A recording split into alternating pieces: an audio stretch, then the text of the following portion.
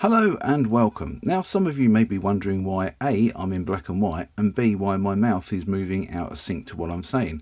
That's because this is a flashback to when Paul and me went on a road trip last month to find two rather rare barn-find double-decker buses.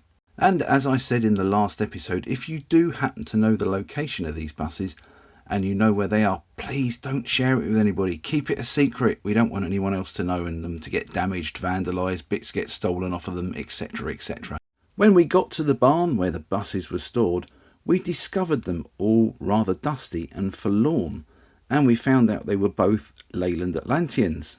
But these weren't just any Leyland Atlanteans, these were massy-bodied Leyland Atlanteans, which makes them a little bit special and a little bit rarer, doesn't it? Both of them were former Maidstone Corporation buses. The one you're seeing on the screen at the moment, JKE 338E, is former number 38, which was latterly in service with Haven Bus and retains their Ensign-style blue and silver livery. Her sister bus, EKP 234C, was latterly with Wallace Arnold, but then I suppose you guessed that by the livery. And she is in a non-PSV condition because they used her at Wallace Arnold as a control room and restroom. Right, well we have arrived. We've arrived, and guess where we are this time? Come with me, come with me. And lose yourself in a world of pure imagination. There we go, look at this. We're back at the barn-find Leyland Atlanteans.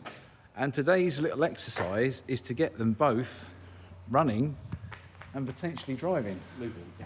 Yes, so Paul and myself are here. We've got batteries, we've got lubrication. Oh yeah. Yeah, definitely need lubrication. And yes, see how we get on. We've got lots to do. So yes, so come with us. Let's see if we can get these ladies going, shall we? So here we go, the batteries are in. And it's just a case of nipping them up and making sure they're all good. So there we are. I think everything's connected and ready, and I think it's going to be turn the isolator on time and see what happens. Paul's measuring a window because we've got some broken windows on the side, and these are going to need replacing and rectifying at some point in the proceedings. Is that window pan still in that one? The window pan is still in this one, yes. I'm going to give this a bit of a wipe over here because all this dust and pigeon dirt and everything that's on the back of these engine compartments. We haven't got access to water. I don't know. There isn't there? Yeah, so there must be water somewhere. No, it won't be so crusty. So we'll just give it a quick wipe over for a minute, and then we'll give it a proper wipe over later on. Let's just get some of this dust off. You don't want to be breathing all this in, do we? While we're doing, especially that. That's very toxic. Diesel fumes only. That's all we breathe in. Right. So we've got the engine bonnet open, and I've come out on a bit of a wide angle lens, so it might distort things a little bit, so just bear with me. So I've already given this a little bit of a spray, but I'll let you see. This is the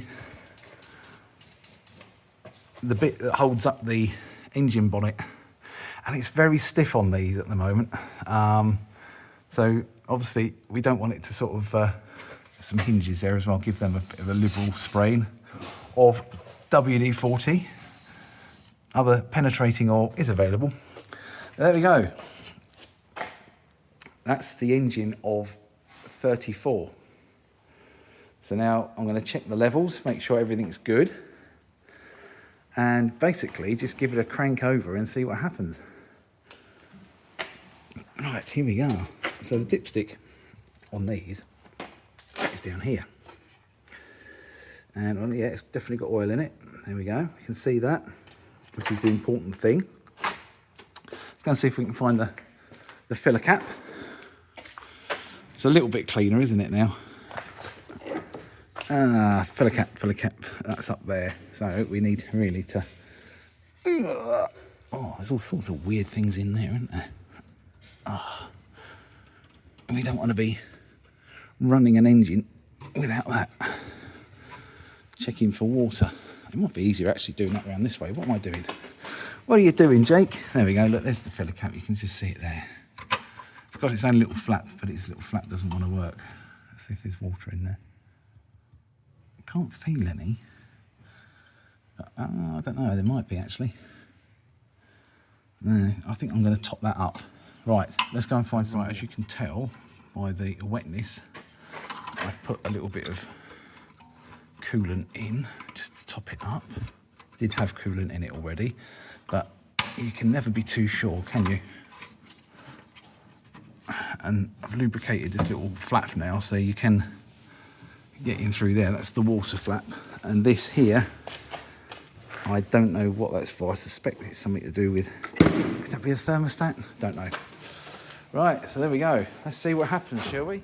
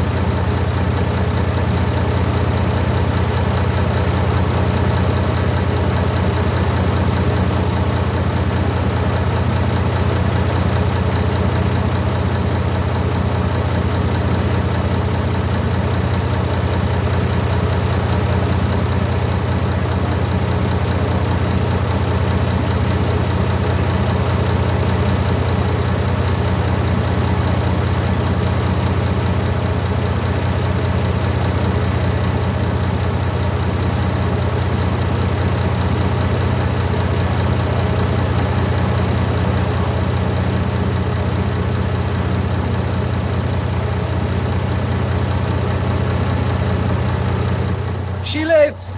She lives! What do you reckon, Paul? Good. It's good, isn't it? Yeah, sounds like it's got a bit of juice there. It does, sounds like it's really good rock and roll. And got all the lights on inside as well. So let's go and see the cab, see what's happening down in the front end. Oh, we've been locked out now. Yeah. Right, there you go. Hold on.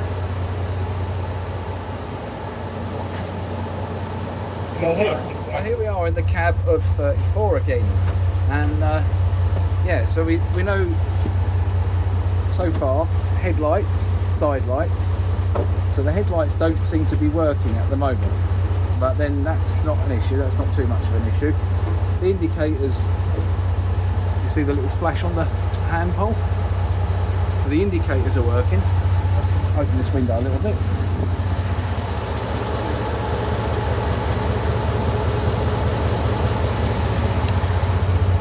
We know the wipers work as well because they were accidentally switched on. So let's see what we can do, shall we? Let's have a little go and see what happens. Shall we try dropping her into gear? Now I have lubricated all this up. It does seem to be running a little fast. Oh, there we go. We've got Chocks here. I know, we've got Chocks Away. Right, pull the handbrake up. Drop back a little bit. Right, let's go into reverse.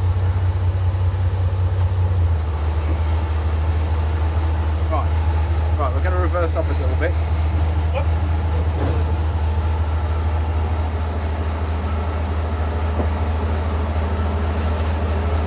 Right, there we go. Let's pull forwards.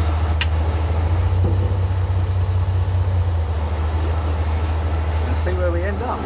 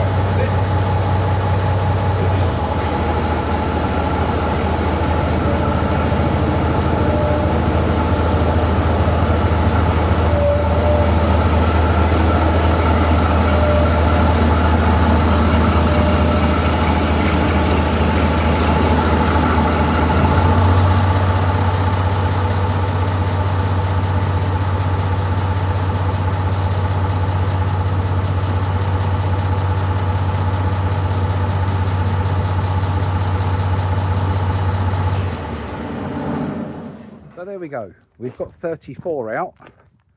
We know 34 starts and runs. And drives as well, which is the important thing. It's all right having them running, but if there's no gears, you know, it makes life even harder. I think engines are manageable. You can repair an engine, but gearbox, well, here there'd be magic. You know, it's Pandora's box. But she's out, and we know that everything seems to work on it. It's all sticky. It needs freeing up a little bit, but confidence we can get there. Paula's just been squirting everything underneath there that moves with old engine oil. Now, old engine oil is brilliant, isn't it, Paul? Oh, we always use it, Yeah. On buses, not on ourselves. Yeah. It tends not to work as well on skin. It works pretty well on mechanical units and bits and pieces like that. Yeah, any bolts that need undoing, if you soak them in oil, leave them for a day, they normally come undone reasonably easy. The beauty of old engine oil is it's thin, but it's not as thin as WD-40. WD-40 dries out, doesn't it? It goes. Well, it does evaporate eventually, Yeah, especially yeah. out of a spray can. Yeah. Yes. I managed to get the engine plate cleaned off, so we might better get a close picture of that and assess what engine it is. Yes, that'd be handy. And the throttle's coming up a bit better now, isn't it? Because the throttle was a bit. I might go and give the pedal in the cab a bit of a squirt. Is it a rod all the way down? I think it is. Yes. So there's going to be some sections underneath, Yeah, isn't it? That underneath goes the through cab normally. sleeving and everything, doesn't it? Yeah. Yeah, the Probably. Swift had that. Because that was a bit dicey, wasn't it? The Swift, when Friends of the East Kent got their Swift VJG 187J, that was a bit dicey with the throttle, wasn't I it? don't think there was a throttle on it at all. Well, It it went- moved a bit, but it did need lube. Then it went to full throttle, flat out, and then Yeah. wouldn't come back. We've got a drip under there. Is that water or Could be. Where's that? Where's the drip? underneath the gearbox? Oh no, that will be the water because I overfilled it. Overfilled it. I've just put a little bit more water in, folks. So if you see a little stain underneath the bottom of the bus, don't worry too much, because we managed to locate where the tap was, and we put some in, but it wasn't enough. So we've filled it right up now. So it's dripping underneath a little bit, but yeah, it's all good. So I've given both of them a quick wipe over because when you're working on buses, you don't want to be covered in dust and pigeon poo and stuff like that. And even with a quick wipe over, they've come up half decent, not too bad at all.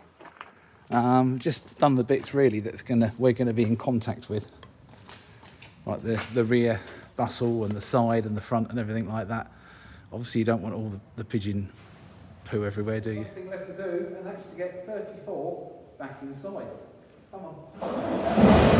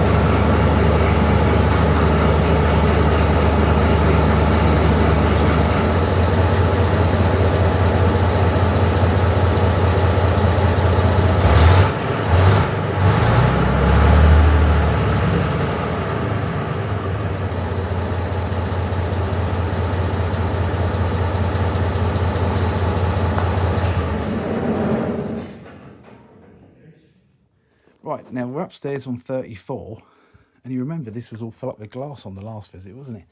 But it's been emptied, hasn't it? Look at this. So it's just the seats here, which I think they've been left on here. But we can get right up to this little office at the back. And every bus should come with a kettle, shouldn't it? And coat hooks too. But there we go, look at this little restroom here up the back. And it's all fully functional. Oh, I'm gonna have to sit down for a minute. God, after that day, I'm knackered. I really am. But it's quite nice, isn't it? Part of me wants to keep it as it is. Part of me wants to put the seats back in. Wow, that was an amazing day. Who would have believed that number 34 would be in a position where she would move and drive as well as that? It's always nice when you can dust off an old bus and get her out of hibernation. And hopefully it's the start of a very long journey back to being on the road.